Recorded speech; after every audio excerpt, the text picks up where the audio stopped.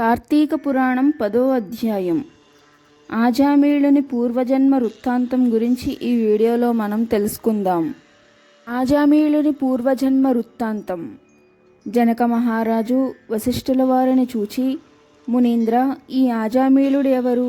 వాడేమి పాపాలు చేశాడు? ఎందుకు చేశాడు? యమభటులు ఎట్లా ఊరికే వెళ్ళిపోయారు?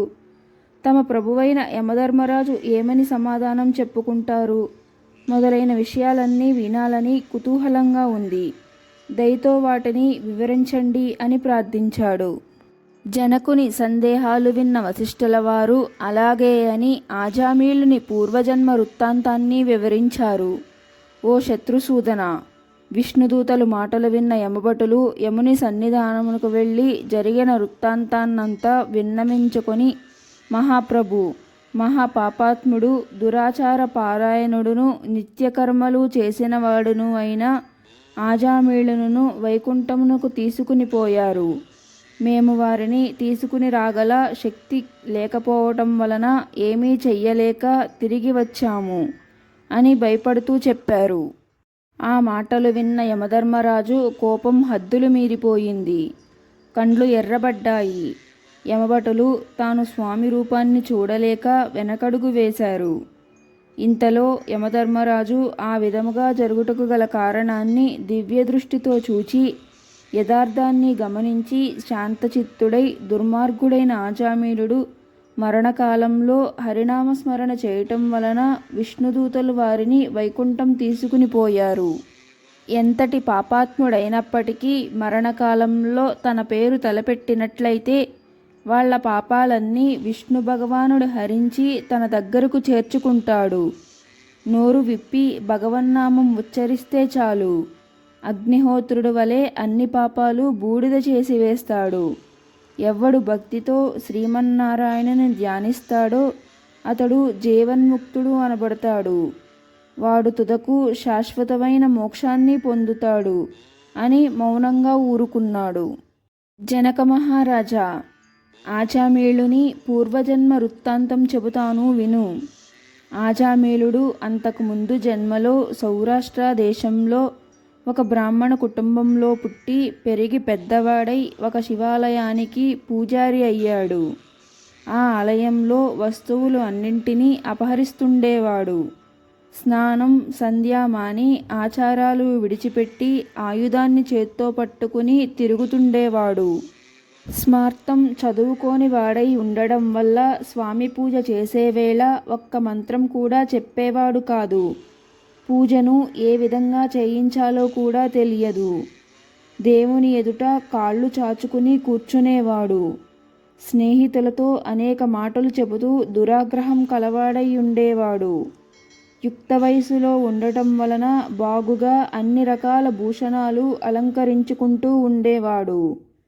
అతనికి దారిద్ర్యంతో బాధపడుతూ ఉన్న ఒక బ్రాహ్మణుని భార్య ప్రియురాలిగా ఉండేది.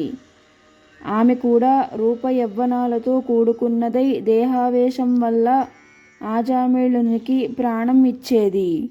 ఆమె భర్త ఇతరులకు అన్యాయాన్ని కోరుకునేవాడు కాకపోవటం వల్ల పట్టణాలు, గ్రామాలు, పల్లెలు మొదలైన చోట్ల భిక్షమెత్తుకొని వచ్చి భార్యను పోషిస్తుండేవాడు.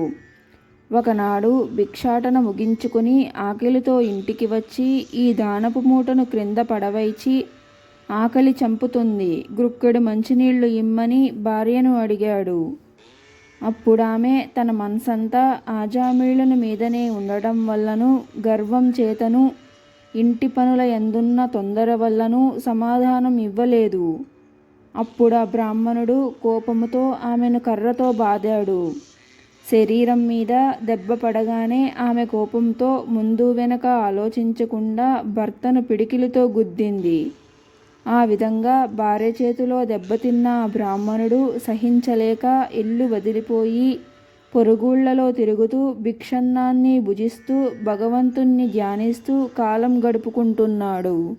ఆ బ్రాహ్మణ స్త్రీ సాయంకాలం భోజనం చేసి విలువైన చీర ధరించి సింగారించుకొని తాంబూలం చేత్తో పట్టుకుని ఒక రజకుని ఇంటికి పోయింది.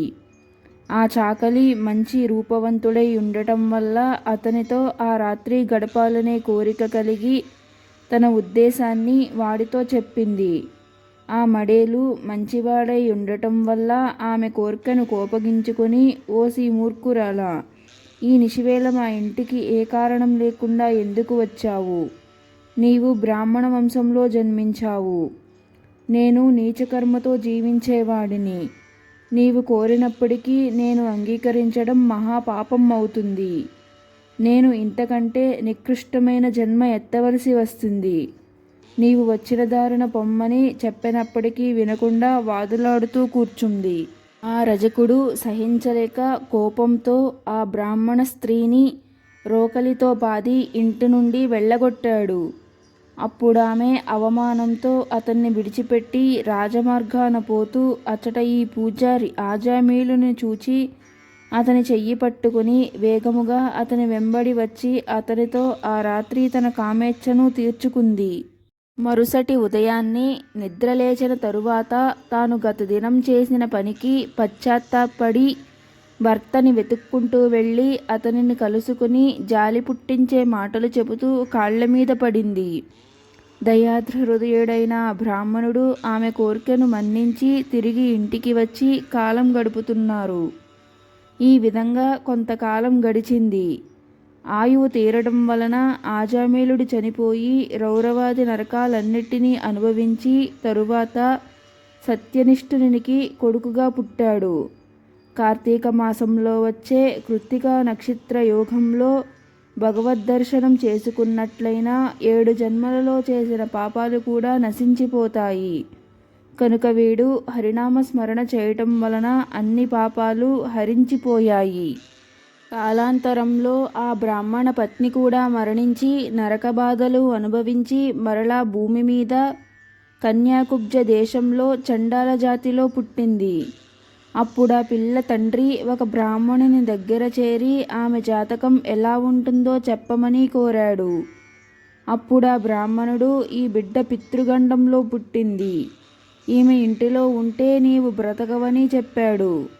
అప్పుడా చండాలుడు వెంటనే ఇంటికి వచ్చి ఆ బిడ్డను దూరంగా తీసుకునిపోయి వదిలివేసి ఇంటికి పోయాడు. ఆ బిడ్డ అక్కడ దిక్కులేక పోరు పెట్టి ఏడుస్తోంది. ఆ సమయంలో పిల్లలు లేని బ్రాహ్మణుడు ఆ త్రోవనబోతూ చూచి జాలిపడి ఆ బిడ్డను తీసుకునిపోయి పెంచడానికి ఒక దాదీకి ఇచ్చాడు. ఆ విధంగా దాదీ చేతిలో పెరిగి పెద్దదైన మాతాంగ కన్యను ఈ ద్విజుడు పరిగ్రహించాడు. ఓ జనక మహారాజా, ఇదే ఆజామీళుని యొక్క పూర్వజన్మ వృత్తాంతం. జన్మాంతరాలలో చేసిన పాపాలు కూడా హరినామ స్మరణ వల్ల తొలగిపోతాయి. దానిని మించిన ప్రాయశ్చిత్తం వేరొకటి లేదు. నాలుక మాధవుని నామం ఉచ్చరింపనిదే, మనసు మాధవుని పాదపద్మాలు, చెవులు విష్ణు కథలు విననిదే అటువంటి వాళ్ళ పాపాలు ఏ విధంగా నశిస్తాయి? అటువంటి వాళ్ళ పాపాలు నశింపవు. ఎవరైతే మరొక విషయాన్ని మనసును పెట్టుకొనక జనార్దనుని నామాన్నే స్మరిస్తుంటారో వారు తప్పకుండా ముక్తిని పొందుతారు. దీనికి సందేహం లేదు. ఆ హరినామ స్మరణ వల్ల గొప్ప పాపమైనా చిన్న పాపమైనా తప్పకుండా నశిస్తాయి. కార్తీక మాసంలో ధర్మాలని ఏవి చెప్పానో వాటన్నిటికీ పాపాన్ని హరించే శక్తి ఉంది. అందుచేత కార్తీక మాసంలో ధర్మాన్ని ఎవరు ఆచరించుకుంటూ ఉంటాడో వాడు తప్పకుండా నరకాన్ని పొందుతాడు. దీనిలో ఏ విధమైన సందేహం లేదు. ఈ పవిత్రమైన పాపహరమైన ఈ కథను ఎవడు వింటాడో వాడన్ని పాపాల నుండి విముక్తుడై వైకుంఠవాసం పొందుతాడు. దీనికి సందేహం లేదు. ఎవరు కార్తీక పురాణాన్ని వింటారో వాళ్ళ పాపాలు కూడా తొలగిపోతాయి. అతడు వైకుంఠంలో విష్ణువుతో కూడి ఆనందిస్తుంటారు. ఇది శ్రీ స్కాంద పురాణాంతర్గత కార్తీక మహత్య మండలి 10వ అధ్యాయం సంపూర్ణం. ఈ వీడియో మీకు నచ్చినట్లయితే లైక్ చేయండి అండ్ మరిన్ని ఆధ్యాత్మిక విషయాల కోసం మన ఛానల్ని సబ్స్క్రైబ్ చేసుకోండి.